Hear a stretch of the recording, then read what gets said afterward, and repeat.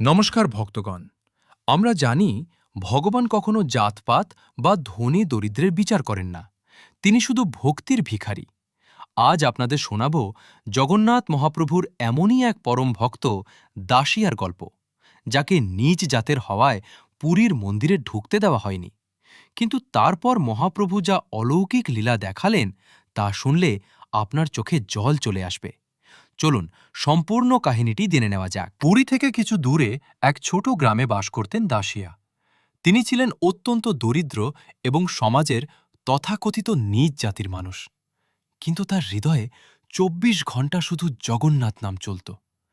তার সবচেয়ে বড় ইচ্ছা ছিল একবার পুরীর মন্দিরে গিয়ে মহাপ্রভুর দর্শন করবেন। কিন্তু সেই যুগে নিয়ম ছিল নীচ জাতের মানুষদের মন্দিরের ভেতরে প্রবেশ করতে দেওয়া হতো না।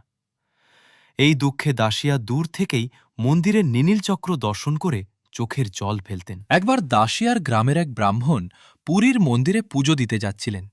দাসিয়া তখন খুব কষ্ট করে নিজের জমানো পয়সা দিয়ে একটা সুন্দর নারকেল কিনলেন।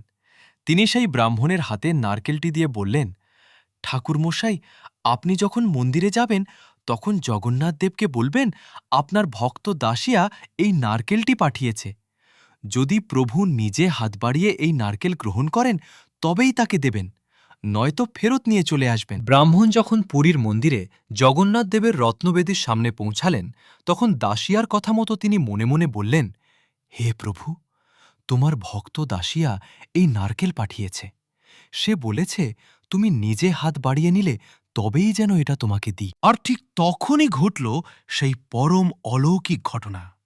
মন্দিরের সমস্ত পুরোহিত ও ব্রাহ্মণের চোখের সামনে স্বয়ং জগন্নাথ মহাপ্রভুর শ্রীহস্ত বা হাত রত্নবেদী থেকে প্রসারিত হয়ে এগিয়ে এলো এবং ব্রাহ্মণের হাত থেকে নারকেলটি গ্রহণ করে শূন্যে মিলিয়ে গেল। গর্ভগৃহের সবাই এই দৃশ্য দেখে স্তব্ধ হয়ে গেলেন। ব্রাহ্মণ বুঝতে পারলেন দাসিয়া কোনো সাধারণ মানুষ নন, তিনি মহাপ্রভুর পরম প্রিয় ভক্ত। ভগবান যে শুধু ভক্তির কাঙাল, দাসিয়ার এই গল্প তা প্রমাণ করে। মন্দিরের দরজা মানুষের জন্য বন্ধ হতে পারে, কিন্তু ভগবানের হাত তার ভক্তের জন্য সবসময় খোলাই থাকে।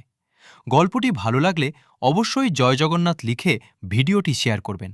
ধন্যবাদ।